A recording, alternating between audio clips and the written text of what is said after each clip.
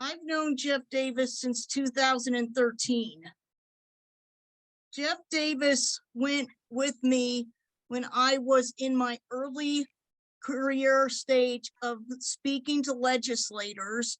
I had him and he was teaching me how to address legislators and how to make sure to give them points, giving them evidence.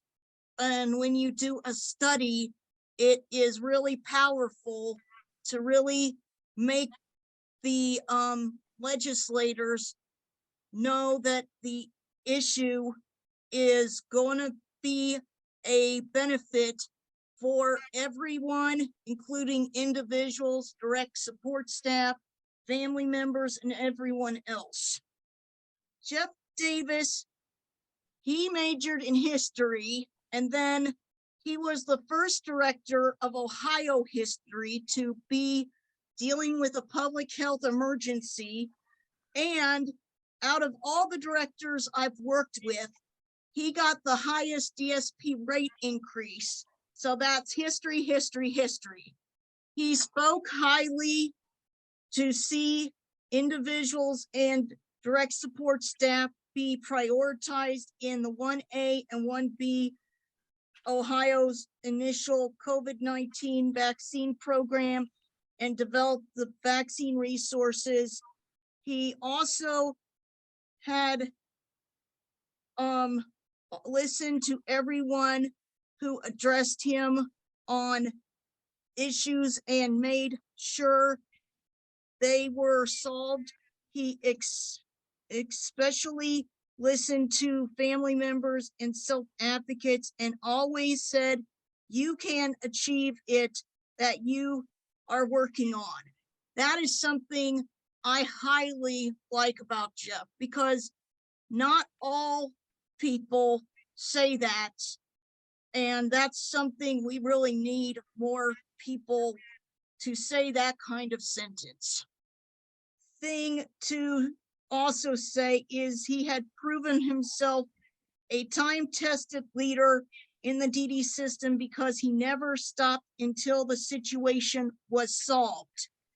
And during the public health emergency, he was always checking in on people and seeing how we were doing, which shows how caring he is.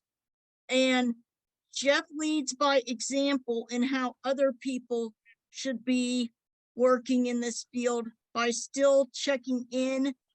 And even if he retired, and that shows how caring he is.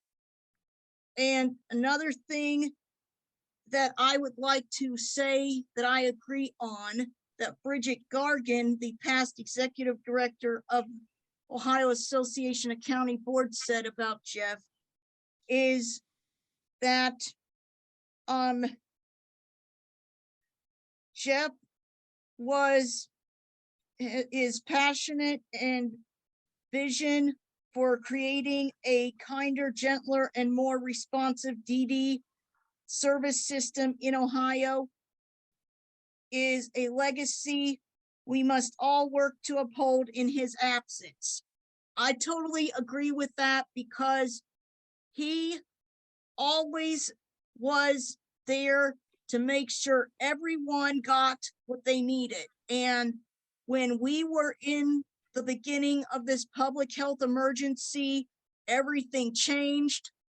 And people were having to be stuck in their houses. They had to change. He got all these rules changed and got CMS to allow us to relax these rules, because everything had to change when people were staying in their house. And one of the things he always was saying was that try remote support as a way for you to become more independent, because that you can do.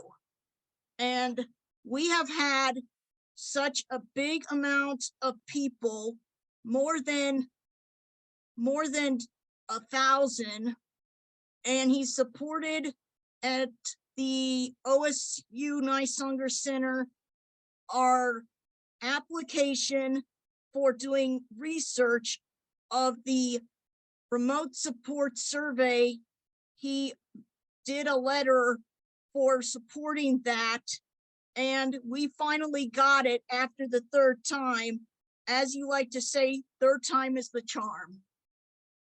I am just thankful that he is still around and that we still are connected, and that there is so much dedication he did that we really appreciate everything he did in this time as he worked in this field. And in his early career, he was deputy director at the Department of DD back when it was MRDD in the old days, and in charge of family and advocacy outreach. He helped start People First of Ohio, and he was one of the first facilitators of Next Chapter Book Club, which started 20 years ago as of this year.